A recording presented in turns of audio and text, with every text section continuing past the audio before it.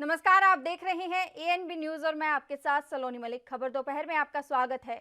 जम्मू कश्मीर के हंदवाड़ा में आतंकियों से लोहा लेने के दौरान शहीद हुए सेना की 21 राइफल के commanding officer colonel Ashutosh Sharma को आज राजकीय सम्मान के साथ नम आंखों से अंतिम विदाई दी गई। आज सुबह शहीद आशुतोष का पार्थिव शरीर जयपुर पहुंचा, जहां उन्हें तिरंगे में लपेटकर आखिरी विदाई और सलामी दी गई। इस दौरान उनकी पत्नी, बेटी और अन्य परिजन मौजूद रहे। नम आंखों और राजकीय सम्मान के साथ कर्नल को अंतिम विदाई दी गई। जम्मू कश्मीर के हंदवाड़ा में रविवार को कर्नल आशुतोष के साथ आतंकियों के खिलाफ ऑपरेशन में 4 अन्य जवान भी शहीद हो गए थे। शहीद आशुतोष को राजस्थान के मुख्यमंत्री अशोक गहलोत ने अंतिम विदाई दी। साथ ही भारतीय जनता पार्टी के नेता राज्यवर्धन सिंह राठौर ने भी श्रद्धांजलि अर्पित की। अंतिम विदाई के दौरान कर्नल की पत्नी लगातार रोती रही। बता दें कि शहीद आशुतोष बुलंदशहर के रहने वाले हैं, लेकिन उनका परिवार काफी समय से जयपुर में रहता है। आपको बता दें कि जम्मू कश्मीर के हंदवाड़ा में आतंकियों से लोहा लेने के दौरान शहीद हुए सेना की 21 राइफल के कमांडिंग अफसर कर्नल आशुतोष शर्मा को आज राजकीय सम्मान के साथ नम आंखों से अंतिम विदाई दी गई। आज सुबह शहीद आशुतोष का पार्थिव शरीर जयपुर पहुंचा, जहां उन्हें तिरंगे में लपेटकर आखिरी विदाई और सलामी दी गई। इस दौरान उनकी पत्नी, बेटी और अन्य परिवार वाले मौजूद रहे। नम आंखों और राजकीय सम्मान के साथ कर्नल को अंतिम विदाई दी गई। जम्मू कश्मीर के हंदवाड़ा में रविवार को कर्नल आशुतोष के साथ आतंकियों के खिलाफ ऑपरेशन में 4 अन्य जवान भी शहीद हो गए थे। शहीद आशुतोष को राजस्थान के मुख्यमंत्री अशोक गहलोत ने अंतिम विदाई दी।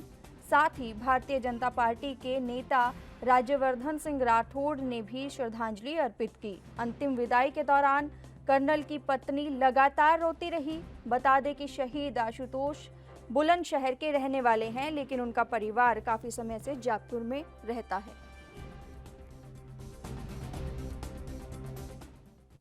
जम्मू कश्मीर में लगातार एक तरफ पाकिस्तानी सेना सीजफायर का उल्लंघन कर रही है, तो वहीं दूसरी तरफ आतंकवादी भी सक्रिय हैं और लगातार हमला कर रहे हैं। इस पर बोलते हुए क्या कुछ कहा रक्षा विशेषज्ञ कमर आगा ने, सुनाते हैं आपको।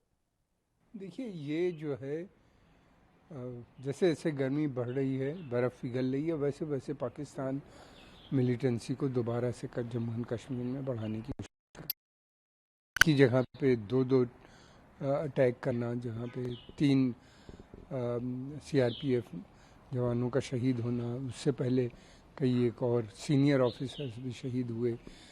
इस बात को दर्शाता है कि वो लेवल ऑफ मिलिटेंसी जो है उसको बढ़ा रहे हैं लगातार। और जो खबरें आ रही हैं वहाँ से ऐसा लगता है कि उन्हीं ने काफ़ी हद तक काफ़ी मिलिटेंट्स को इन्फिल्ट्रेट भी किया है और फिर उसकी लगातार कोशिश भी कर रहे हैं और इन्फिल्ट्रेशन की। फिर उसके अलावा ये भी है कि वो लोगों की कोशिश ये भी है कि वहाँ पे आर्म्स भेजना, सीज़ फायर वायलेशन का लगातार होना, ये सारी चीज़ें वो लोग करते चले जा रहे हैं। मैं समझता हूँ कि समय आ गया है और प्रेशर पाकिस्तान पे बिल्डअप करने का, इसलिए कि न केवल जम्मू एंड कश्मीर उनके टारगेट में है बल्कि पूरा हिंदुस्तान है, और दूसरी तरफ वो अफ़गानिस्तान में भी अपनी गतिविधियां बढ़ा रहे हैं लगातार। राजधानी में अब शराब पीने वालों को अपनी जेबें और ज्यादा ढीली करनी पड़ेंगी। दिल्ली सरकार ने शराब की बिक्री पर स्पेशल कोरोना फीस लगा दी है। एमआरपी पर 70% और जोड़कर पैसा अदा करने होंगे। दिल्ली सरकार ने ये फैसला शराब की दुकानों पर भारी भीड़ और सोशल डिस्टेंसिंग की धज्जियां उड़ाने के मद्देनजर लिया है। सोमवार को 40 दिन बाद शराब की दुकानें जब फिर से खोली गई तो दुकानों पर भारी भीड़ उमड़ पड़ी। कुछ जगहों पर सामाजिक दूरी के नियम का उल्लंघन किया गया। शराब की दुकानों को भीड़ के अनियंत्रित होने की वजह से बंद भी करना पड़ा। यही नहीं, कई जगह भीड़ को तितर बितर करने के लिए पुलिस को हल्के बल का इस्तेमाल भी करना पड़ा था।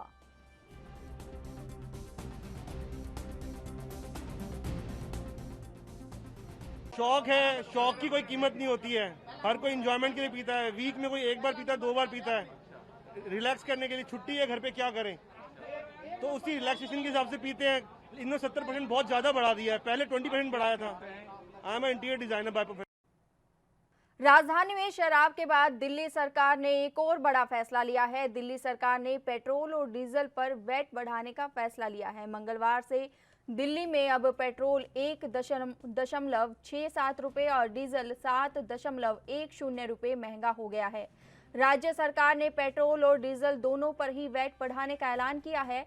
पेट्रोल पर वैट को बढ़ाकर 27% से 30% कर दिया गया है, जबकि डीजल पर 16.77% से बढ़ाकर 30% कर दिया गया है। इसी के साथ दिल्ली में अब पेट्रोल की कीमत 71.26 प्रति लीटर हो गई है, जबकि डीजल की कीमतें बढ़कर 69.29 प्रति लीटर हो गई है।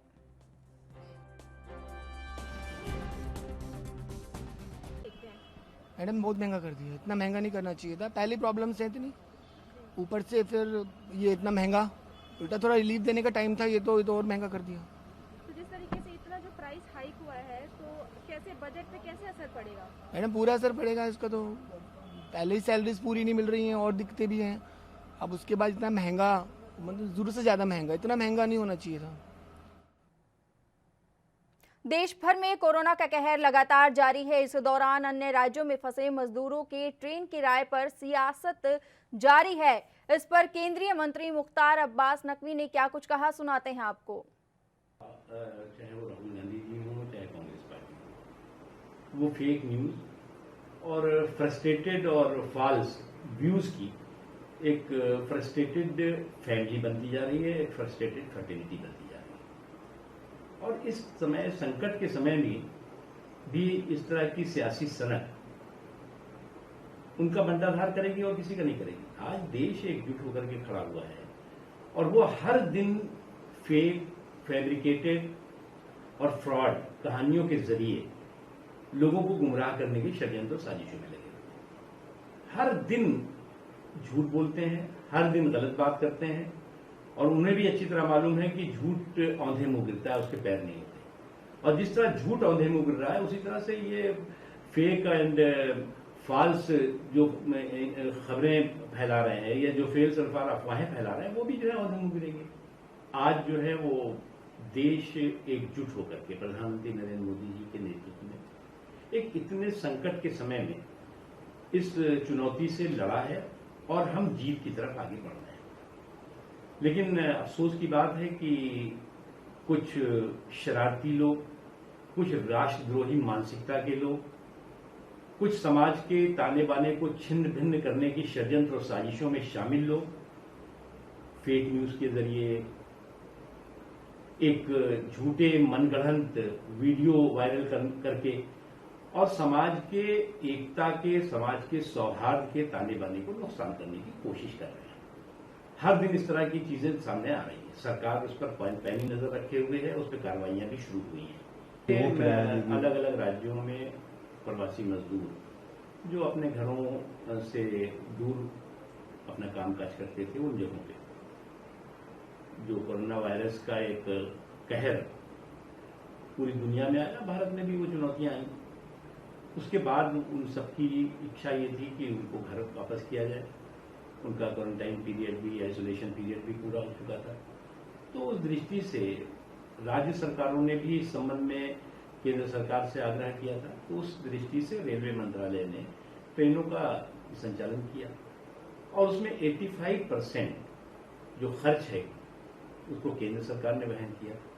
लेकिन अफसोस की बात यह है कि कांग्रेस पार्टी की जो अज्ञानी टीम है, जिसके दिमाग में जो है वो कूट करके जो है वो साजिश और षड्यंत्र भरा हुआ है और ऐसे संवेदनशील मुद्दों पर भी जो है वो सन की सियासत से बाज नहीं आ रहे हैं।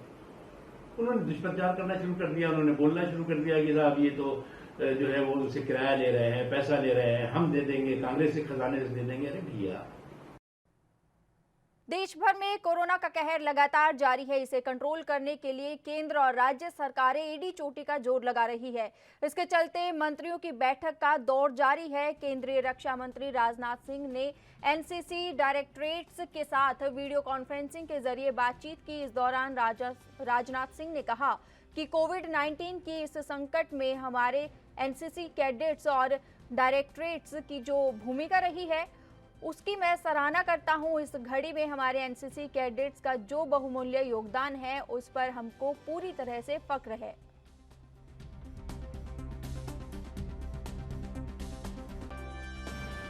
और आप सभी जानते हैं कि इस समय हमारा देश ही नहीं बल्कि सारा विश्व कोविड-19 के गंभीर संकट से गुजर रहा है।